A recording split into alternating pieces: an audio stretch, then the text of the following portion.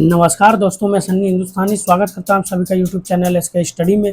तो उम्मीद करते हैं मेरे प्यारे दोस्तों आप लोग अच्छे होंगे, आप लोग का तैयारी भी अच्छी चली होगी। ठीक है, तो आज का जो ये प्रैक्टिस सेट 4 है, इस प्रैक्टिस सेट में आपको बताने जा रहे हैं एसएससी और रेलवे का टॉप 20 क्वेश्चन बताने जा रहे हैं, जो ये बेस्ट पीवाईक्यू क्वेश्चन है। ठीक है, ये खास करके जो है एक भाई साहब जो है कमेंट किया था, ठीक है, कि सर अभी जो है चैप्टर वाइज क्लास करने का टाइम नहीं है। ठीक है, अभी 10 से 15 दिन यानी बचा हुआ है ग्रुप डी का एग्ज़ाम, तो पीवाईक्यू क्वेश्चन बताइए और वो भी बिल्कुल बेसिक से बताइए और जो बार बार एग्ज़ाम में पूछा जाता है। तो इसीलिए हम जो है ये practice set PYQ practice set ये खास करके ग्रुप डी और एनटीपीसी वालों के लिए है। ठीक है, तो जिस भी स्टूडेंट का ग्रुप डी का एग्ज़ाम 3 अगस्त या 4 अगस्त से शुरू है, उसके लिए ये बेस्ट प्रैक्टिस सेट होने वाला है।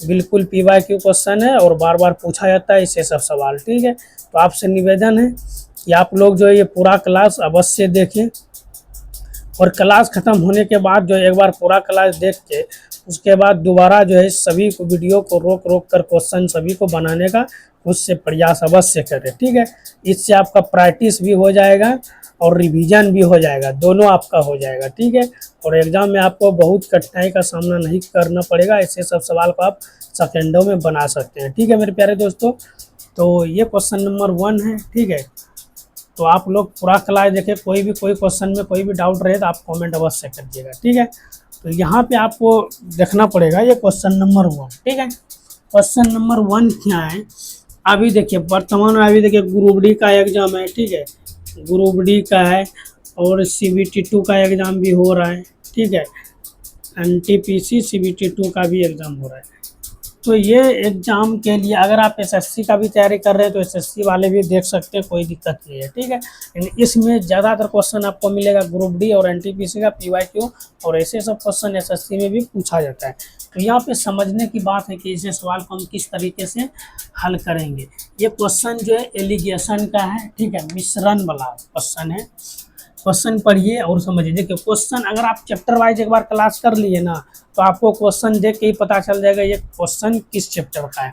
तो यहाँ पे देखिए, एक बर्तन में 15 गिलास दूध भरा जाता है। ठीक है, एक बर्तन है, बड़ा सा बर्तन होगा, उसमें 15 गिलास दूध भर रहा है, जहाँ प्रत्येक गिलास की क्षमता 1.5 लीटर है, यानी 1 लीटर 50 1.5 यानी 1.5 लीटर है। ठीक है, तो उसी बर्तन को भरने के लिए कितने गिलासों की आवश्यकता होगी यदि प्रत्येक नए गिलास की क्षमता 0.5 लीटर है। ठीक है, अगर आपको यहाँ पे गिलास या क्षमता ये सब पूछा जाए तो आपको पहले ही पता हो जाएगा। ऐसे सवाल जो है एलिगेशन में ही पूछा जाता है। तो अगर आप पढ़े होंगे, जैसे परसेंटेज देखते ही पता चल जाता है कि परसेंटेज का सवाल है। प्रॉफिट टाइम और वर्क यानी काम जो होता है, काम वाला बात होता है, तो आपको पता चल जाता है ये टाइम और वर्क का सवाल है। ठीक है, तो उसी प्रकार जो अगर आप चैप्टर वाइज एक बार रिवाइज कर लीजिएगा, जो स्टूडेंट पहली बार तैयारी कर रहे हैं रेलवे या एसएससी का, एक बार उससे निवेदन करते हैं पूरा चैप्टर वाइज क्लास आप रिवाइज अवश्य करें। उसके बाद जो है प्रैक्टिस सेट या पीवाईक्यू सीरीज आप लगाइए, कोई दिक्कत नहीं है। ठीक है, चलिए, तो ऐसे सवाल को हम किस तरीके से सॉल्व करेंगे, आपको प्रत्येक सवाल के लिए, ठीक है, प्रत्येक सवाल के लिए 30 सेकंड का टाइम रहेगा। ठीक, जैसे यहाँ पे आपको एक चीज़ हम बता रहे हैं, जैसे आप क्लास शुरू किए, आप सब कुछ समझ लिए, उसके बाद जो है दोबारा से अगर क्लास चालू कीजिएगा तो इस सवाल को पहले क्लिक करके रोक दीजिएगा। ठीक है, एक सवाल के अंदर आपको जो है 30 सेकंड का ही टाइम लगभग में देना है, इससे ज़्यादा नहीं। एक बार समझ लिए, दोबारा इसको देखिएगा तो रिवीजन हो जाएगा। तो एक सवाल के लिए 30 सेकंड का टाइम दीजिए, उसके बाद ये सवाल नहीं बने फिर दोबारा देखिए। ठीक, तो यहाँ पे ये सवाल देखिए कैसे, इतना बड़ा बड़ा सवाल आपको ऐसा ट्रिक बताएंगे ताकि ऐसे सवाल को सेकंडों में सॉल्व कर सकते हैं। कैसे, तो यहाँ पे देखना पड़ेगा कैसे। तो सबसे पहले यहाँ पे देखिए, यदि एक बर्तन में 15 गिलास है, ठीक है, एक बर्तन है उसमें 15 गिलास है। ठीक है, और उसकी क्षमता मतलब 15 गिलास दूध भरा हुआ। ठीक है, प्रत्येक गिलास की क्षमता कितना है, तो 1.5 यानी 1.5 लीटर। एक गिलास में 1.5 लीटर ही अटता है, तो ये गिलास की संख्या हो गया और ये क्षमता की संख्या हो गया, तो दोनों को गुना। और प्रत्येक नए गिलास यानी नया गिलास का क्षमता जो है उसको नीचे से बटे के रूप में इसको भाग दे दीजिए, तो नए गिलास का जो क्षमता निकलेगा, ठीक है, तो वो नए गिलास की क्षमता यहाँ पे दिया गया है। तो भरने में, उसी बर्तन को भरने के लिए गिलासों की कितनी आवश्यकता होगी, तो यहाँ पे देखिए, यहाँ से भी दशमलव खत्म, यहाँ से भी दशमलव खत्म, तो ये हो जाएगा 5 तिया 15, ठीक है, और 15 तिया 45, 45 क्या हो जाएगा, ये 45 क्या हो जाएगा, गिलासों की संख्या, ठीक है, गिलासों की संख्या। तो आपको उसी बर्तन में ये 45 गिलास ही दोबारा से उसको डालना पड़ेगा। ऑप्शन ए आपका बिल्कुल सही जवाब। एग्जाम में आपको ये सब लिखना नहीं, सिर्फ इसका हल कीजिए, 45 आ रहा है, ऑप्शन ए को टिक कीजिए, नेक्स्ट क्वेश्चन की तरफ चले जाइए। इतना उस समय लंबा प्रोसेस नहीं होता है, ठीक है। सिर्फ आपको 100% सोल्यूशन मिले कि इसका आंसर क्या होता है, उसके बाद जो है टिक मारिए और नेक्स्ट क्वेश्चन की तरफ चले जाइए, ठीक है। तो उम्मीद करते मेरे प्यारे दोस्तों ये सब ट्रिक आपको अच्छी तरीके से समझ में आ गया और आने वाले किसी भी एग्जाम में ऐसे सवाल को आप सेकेंडों में बना सकते हैं, ठीक है। अगर समझ में आ गया तो अच्छी बात है, लाइक कर दीजिए, और अभी तक हमारे चैनल को सब्सक्राइब नहीं किए, चैनल को सब्सक्राइब कर लीजिए, ताकि ऐसे सब शॉर्ट ट्रिक डेली शाम 7 बजे आपको मिलेगा। तो आप लोग देखिए और अच्छी तरीके से समझिए, अपना सिलेक्शन लीजिए, ठीक है मेरे प्यारे दोस्तों। चलिए तो नेक्स्ट क्वेश्चन की तरफ चलते हैं। अगर इस क्वेश्चन में कोई भी आपको डाउट लग रहा है, आप कमेंट कर सकते हैं, आपका सभी कमेंट का रिप्लाई अवश्य देने का प्रयास करते हैं, ठीक है। चलिए तो नेक्स्ट क्वेश्चन की तरफ चलते हैं।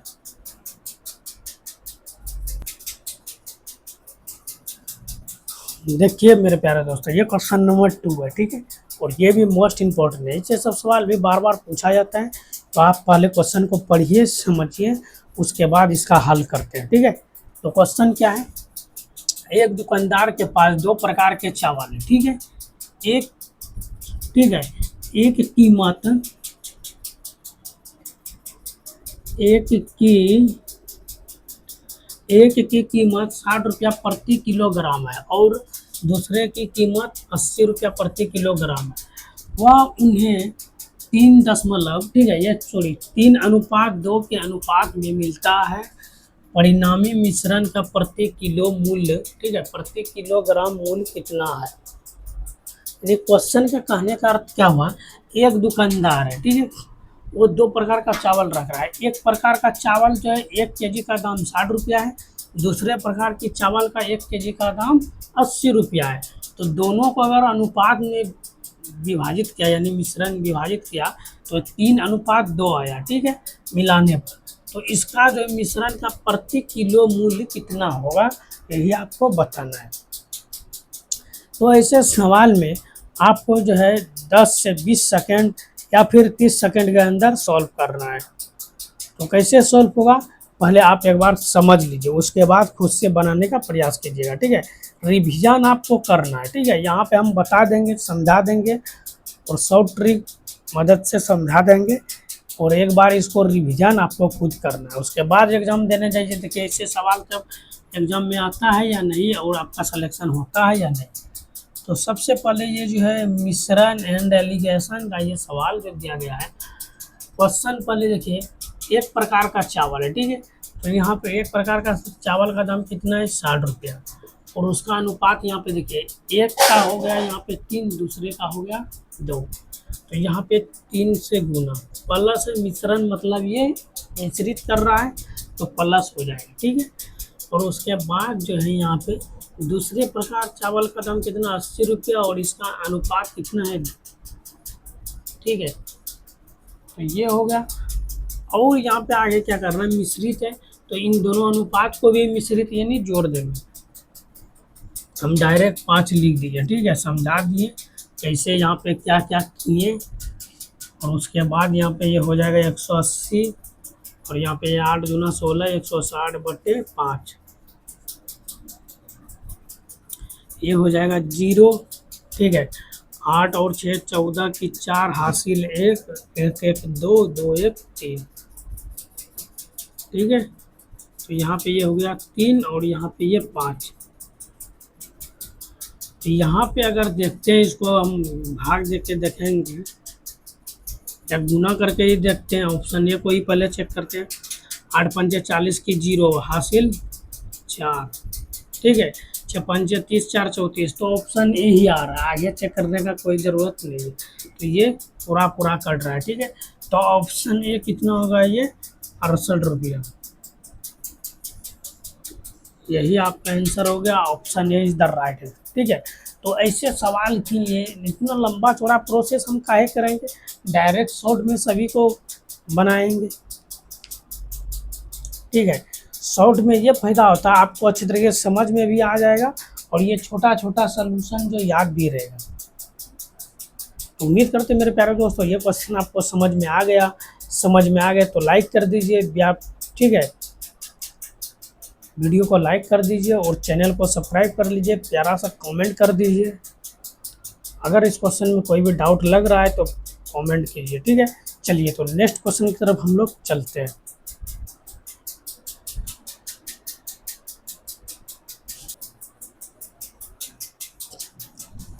देखिए मेरे प्यारे दोस्तों, ये क्वेश्चन नंबर 3 है, ठीक है।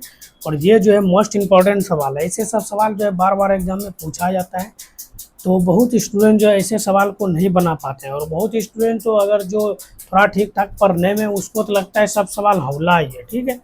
तो यहाँ पे देखिए, और बहुत स्टूडेंट ऐसा सोचेगा कि ऐसे सब सवाल कभी पूछने लायक है नहीं, तो ऐसा बात नहीं है, ठीक है। जो आप समझते हैं कि ये सवाल छोड़ देते हैं, ये सवाल नहीं पूछने वाला है, वही सवाल पूछता है। तो यहाँ पे देखिए, ये क्वेश्चन निम्नलिखित में से कौन सा 6:4 का समतुल्य अनुपात है। समतुल्य मतलब क्या होता है, ये जो है इसका बराबर होना चाहिए, ठीक है। यानी समतुल्य मतलब क्या होता है, इसका हल देखिए, 6:4